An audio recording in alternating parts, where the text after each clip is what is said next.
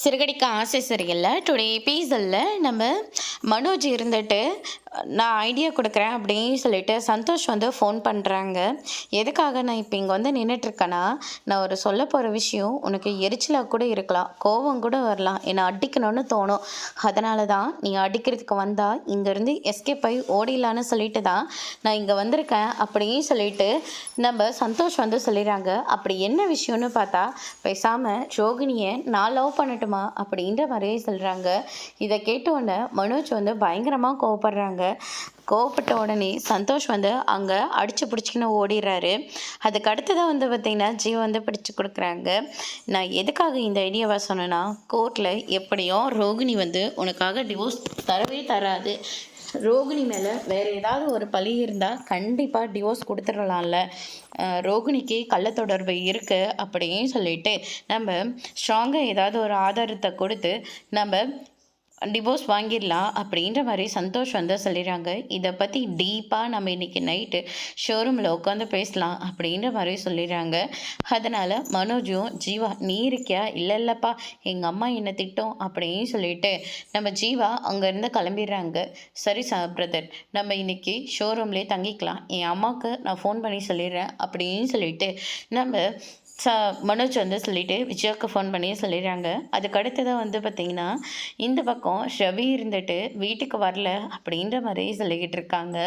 அண்ணாமலை இருந்துட்டு முத்துவும் மீனாவை பார்க்குறதுக்காக அங்கே போகிறேன்னு சொல்லிட்டாங்க. இப்போ ரவியும் வர்றதில்ல, இப்போ மனோஜும் ஷோரூம்லேயே தங்கிக்கிறேன்னு சொல்லிட்டான் அப்படின்னு சொல்லிட்டு ரொம்பவே வருத்தத்தோடு இருக்காங்க. அதுக்கு அடுத்ததாக வந்து பார்த்திங்கன்னா இந்த சைடு நம்ம முத்துவும் வீட்டுக்கு வந்துடுறாங்க. வந்த உடனே வந்து பார்த்திங்கன்னா என்ன எங்கே வெளியே போகிறத பற்றி பேசிக்கிட்டு இருக்க அப்படின்னு சொல்லிட்டு கேட்கவும், நான் டிக்கெட் புக் பண்ணியிருக்கேன் மாமா, தேட்டருக்கு போகிறதுக்காக நைட் ஷோ அப்படின்ற மாதிரி சொல்கிறாங்க. என்னடா நான் வர நேரம் பார்த்து நீ நைட் ஷோக்கு போகிற அப்படின்னு சொல்லிட்டு நம்ம முத்து வந்து சொல்லிக்கிட்டு இருக்காங்க. ரொம்ப நாள் ஆச்சு மாமா ஃப்ரெண்டெல்லாம் மீட் பண்ணி, அதனால தான் அப்படின்ற மாதிரி சொல்லிட்டு இருக்காங்க. ஆமாம் ஆமாம், கல்யாணம்னு ஒன்று பண்ணிட்டா அதுக்கப்புறம் இழுத்து பிடிச்சி வச்சுப்பாங்க, நம்மளால் எங்கேயும் போக முடியாது அப்படின்ற மாதிரி சொல்லிடுறாங்க. அதுக்கு அடுத்ததாக மீனா வந்து நிற்கிறாங்க. மீனாவை பார்த்தோன்னே முத்து வந்து பயங்கரமாக ஷாக் ஆகுறாங்க. இவ இங்கே தான் இருக்கான்னு நீ ஒரு வார்த்தை சொல்ல மாட்டியா அப்படின்னு சொல்லிட்டு முத்து வந்து ஒரு பக்கம் சொல்லிட்டு இருக்காங்க. என்ன மீன் குழம்பு வாசனை தூக்கலாக இருக்குது, நீங்கள் வருவீங்கன்னு தெரியும், உங்களை இழுத்து பிடிச்சி வைக்கிறதுக்காக தான் மீன் குழம்பு வச்சுருக்கோம் அப்படின்ற மாதிரி சொல்லிக்கிட்டு இருக்காங்க. மீனா, நான் வந்து எப்படி சொன்னேன்னா, நீங்கள் எப்படியோ சொல்லுங்கள், ஆனால் சொல்லிட்டீங்கல்ல விடுங்க அப்படின்னு சொல்லிட்டு மீனா வந்து சொல்லிக்கிட்டு இருக்காங்க. வீட்டோட ஹவுஸ் ஓனர் வந்து நிற்கிறாங்க. வாங்கின அப்படின்னு சொல்லிட்டு உட்கார வைக்கிறாங்க. அதுக்கடுத்ததாக தங்கத்தோட விலைகள்லாம் ஏறிக்கிட்டே போயிட்டுருக்கு அப்படின்ற மாதிரி சொல்கிறாங்க. ஆமாண்ணே, ஏறிக்கிட்டு போயிட்டுருக்கு, அதுக்கு நம்ம என்னென்ன பண்ண முடியும் அப்படின்ற மாதிரி முத்து வந்து கேட்கும். வாடகையும் ஏற்றாமல் இருக்கேன், அதனால் ஒரு முடிவு பண்ணியிருக்கேன், வாடகையை 3000 ஏற்றிடலான்னு இருக்கேன், அடுத்த மாதம் இருந்து 11,000 எனக்கு கொடுத்துருங்க அப்படின்ற மாதிரியே சொல்லிக்கிட்டு இருக்காங்க. இதை கேட்ட ஒன்று சந்திரயிலா பயங்கரமாக ஷாக் ஆகுறாங்க. முத்து இருந்துட்டு என்னென்ன இவ்வளோ ஏற்றிட்டீங்க, ஏதோ 1000மோ 2000மோ ஏற்றிருந்தால் கூட பிரச்சனை இல்லை, ஆனால் 3000 ரூபாய் ஏற்றிட்டீங்க அப்படின்ற மாதிரியே சொல்லிக்கிட்டு இருக்காங்க. சத்யாவும் நல்ல வேலையில் இருக்கான், உங்கள் சின்ன மாப்பிள்ளையும் கவர்மெண்ட் ஜாபில் இருக்கார், உங்கள் பெரிய பொண்ணும் பூக்கடைலாம் வச்சுக்கிட்டு ரொம்ப நல்லா தான் இருக்குது, உங்கள் சின்ன பொண்ணும் ஹாஸ்பிட்டலில் வேலை செய்யுது, இதோ முத்துவை பற்றி குறைய சொல்ல தேவையில்லை, 2 காருக்கு ஓனர் ஆகிட்டாரு, அப்புறம் என்ன 3000 ரூபாயில் என்ன ஆகிடப்போகுது அப்படின்ற மாதிரியே சொல்லிக்கிட்டு இருக்காங்க. அண்ணன், தங்கத்தை விலையெல்லாம் ஏறிக்கிட்டு தானே இருக்குது, சத்யாவும் சம்பாதிக்கிட்டு தான் இருக்கா, மீனாவும் நீங்கள் சொன்ன மாதிரி பெரிய ஆளாக வரத்துக்காக தான் எல்லாத்தையும் ட்ரை பண்ணிக்கிட்டு இருக்கு, அருணும் கவர்மெண்ட் ஜாப் தான், நானும் 2 கார் வச்சுருக்கேன் தான், ஆனால் என் அத்தை யார்கிட்டையுமே பணம் வாங்காது, சத்யாவோட வருமானத்தில் தான் இந்த குடும்பமே நடத்திக்கிட்டு இருக்காங்க அப்படின்ற மாதிரி சொல்லிடுறாங்க. ஏதோ 1000மோ 2000மோ பரவாயில்லன்னு ஒரேடியாக 3000 ரூபாய் ஏற்றினா அத்தையால் எப்படின்னா கட்ட முடியும், கொஞ்சம் யோசிச்சு பாருங்கண்ணே அப்படின்ற மாதிரியே சொல்லிக்கிட்டு இருக்காங்க. நீங்களும் இங்கே ரொம்ப வருஷமாக இருக்கீங்க, அதே வாடகையை தான் நானும் வாங்கிட்டுருக்கேன், இப்போ தான் எல்லாம் விலைவாசிலாம் ஏறிப்போச்சு இல்லை, அதனால தான் நானும் எந்த வேலை வெட்டிக்கும் போகிறதில்ல அப்படின்ற மாதிரி சொல்லிக்கிட்டு இருக்காங்க. பரவாயில்லண்ணே, நாங்களே அந்த பணத்தை நாங்களே கொடுக்குறோம், அதனால் ஒரு 2000 கேளுங்கண்ணே, அதுக்காக இவ்வளோலாம் அமௌண்ட் ஏத்தாதீங்க, கொடுக்க முடியாது அப்படின்ற மாரி சொல்லிக்கிட்டு இருக்காங்க. சரி முத்து, நீ இவ்வளோ தூரம் சொல்றதுனால, நான் ஒரு ரூ. 2000 மட்டும் ஏத்துறேன் அப்படின்ற மாரி சொல்லிட்டு அங்கேருந்து கிளம்புறாங்க. அதுக்கு அடுத்தது வந்து பார்த்தீங்கன்னா, மீனா ரொம்பவே சந்தோஷப்படுறாங்க.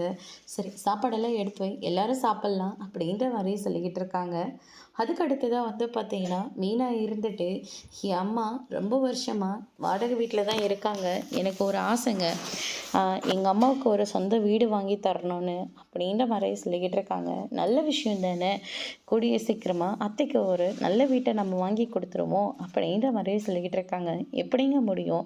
ஆசை அளவோடு தான் பட வேணும். ஆனா, நான் ஆசைப்படுறது ரொம்ப பெரிய விஷயங்க. நீ ஆசைப்படுறதுல எந்த தப்பும் இல்ல. ரூம் கட்டுறதுக்காக நாமளும் போராடிட்டு தான் இருக்கோம். ஆனா, நம்ம எதையும் முயற்சி பண்ணாம இல்லையே! முயற்சி பண்ணிக்கிட்டு தானே இருக்கோம். அதனால மனுஷன் என்னைக்கும் தளர விடக்கூடாது அப்படின்ற மாரி சொல்லிக்கிட்டு இருக்காங்க. அதுக்கு அடுத்ததா வந்து பார்த்தீங்கன்னா, நம்ப முத்து இருந்துட்டு கூடிய சீக்கிரமாவே அத்தைக்கு ஒரு புது வீட வாங்கி குடுத்துட்டு, அதுக்கப்புறம் சொந்த வீட்டுக்கு வந்து நம்ம 2 நாள் தங்கிட்டு போலாம் அப்படின்ற மாரி சொல்லிக்கிட்டு இருக்காங்க. இத கேட்டோனே மீனா ரொம்பவே சந்தோஷப்படுறாங்க. உங்கள புருஷனா அடைஞ்சதுக்கு நான் ரொம்ப குடுத்து வச்சிருக்கணுங்க. ஓனர் கிட்ட போயிட்டு நானும் மீனாவும் பணத்த குடுக்குறோம்னு சொன்னீங்க. இப்ப என் அம்மாவுக்கு வீடு வாங்கணும்னு சொல்றேன். அதுக்கும் சரின்னு சொல்லிட்டீங்க. ரொம்ப சந்தோஷமா இருக்குங்க. அப்படின்ற மாரி சொல்லிக்கிட்டு இருக்காங்க. அதுக்கு அடுத்ததா வந்து பார்த்தீங்கன்னா, இந்த சைடு நம்ம விஜயா இருந்துட்டு ரவி ஃபோன் பண்ணி சப்பாத்திய வந்து குடுத்து அனுப்புறதா சொல்லியிருக்கான். அதனால சாப்பிட்டுட்டு தூங்கலாங்க அப்படின்ற மாரி சொல்லிக்கிட்டு இருக்காங்க. எனக்கு சாப்பாடு வேண்டாம். பரசு வரான்னு சொல்லியிருக்கான். அதனால எனக்கு சாப்பாடு வேண்டாம். மனசு சரியில்ல அப்படின்ற மாரியே சொல்லிக்கிட்டு இருக்காங்க. இவ்வளோ பெரிய வீட்ல ரோகிணி இந்த வீட்டை விட்டு வெளியே போச்சு. அடுத்தது மீனா போச்சு. இப்போ 3 பிள்ளைங்களும் வீட்டுக்கு வரல அப்படின்ற மாதிரியே சொல்லிட்டு ரொம்பவே வருத்தத்தோட இருக்காரு. பரசு இருந்துட்டு அண்ணாமலை அப்படின்ற மாதிரி சொல்றாங்க. ஆமா, உங்க வீட்டில் எதுவும் கேட்கலையா? பரசை பார்க்கறதுக்காக போறேன்னு சொன்னேன். போயிட்டு வாங்கன்னு சொல்லிடுச்சு அப்படின்ற மாதிரி சொல்லிடுறாங்க. அவனுக்கு புருஷன் சொல்ற கேட்டுக்கிற பொண்டாட்டியை அவனுக்கு கடவுள் கொடுத்துருக்கான். ஆனால் எனக்கு அப்படியா? இப்போ வரைக்கும் எதிர்த்து மட்டும்தான் பேசிக்கிட்டு இருக்க அப்படின்ற மாதிரி சொல்லிடுறாங்க. சாப்பாடு வந்தா சாப்பிட்டுட்டு கதவை லாக் பண்ணிட்டு போய் படுத்துக்கோ அப்படின்ற மாதிரி சொல்லிட்டு மொட்டை மாடி கிளம்பி போயிடுறாரு. அதுக்கு அடுத்ததா விஜயாவுக்கு சாப்பிட்ற போது எல்லாரும் ஒட்டுக்கா இருந்து சாப்பிட்டது, இப்படி எல்லா விஷயமும் ஞாபகத்துக்கு வந்ததுனால அவங்க சரியா சாப்பிடல. தூங்கலான்னு போறாங்க. தூக்கமும் சரியா வரல. அதுக்கு அடுத்ததா விஜயா ரொம்பவே வருத்தப்பட ஆரம்பிக்கிறாங்க. அதுக்கு அடுத்த நாள் வந்து பார்த்தீங்கன்னா, நேரா பார்வதியோட வீட்டுக்கு போறாங்க. ஏன் இன்னைக்கு எந்த விஷயமும் போடலையா? இப்போ தான் ஷூட்டிங் முடிஞ்சுது அப்படின்ற மாதிரி சொல்லிக்கிட்டு இருக்காங்க. மனசே சரியில்லை, அதனால தான் உன்னை தேடிட்டு வந்தேன். என்ன ஆச்சு? இல்லை, நைட்டு ஃபுல்லாக வீட்டில் தனியாக தான் இருந்தேன். சரியாக தூக்கமே வரல. ஏன் அண்ணன் இல்லையா? இருந்தார். அவர் பரசு வர சொல்லி மொட்டை மாடி கிளம்பி தூங்குறதுக்காக போயிட்டாரு. எனக்கு அவ்வளோ பெரிய வீட்டில் தனியாக இருக்கவே ரொம்ப கஷ்டமாக இருந்தது. ஏன் உன் பிள்ளைங்கள எங்க அப்படின்ற மாதிரி சொல்லிடுறாங்க. இதை கேட்டோன்னு விஜயா பயங்கரமாக ஷாக் ஆகுறாங்க. அதோட இன்னைக்கான எபிசோட் முடிச்சிருக்காங்க. இனி சிறகடிக்க ஆசையில் அடுத்தடுத்து என்னெல்லாம் நடக்க போகுதுன்றதை வெயிட் பண்ணி பார்க்கலாம். தேங்க்யூ.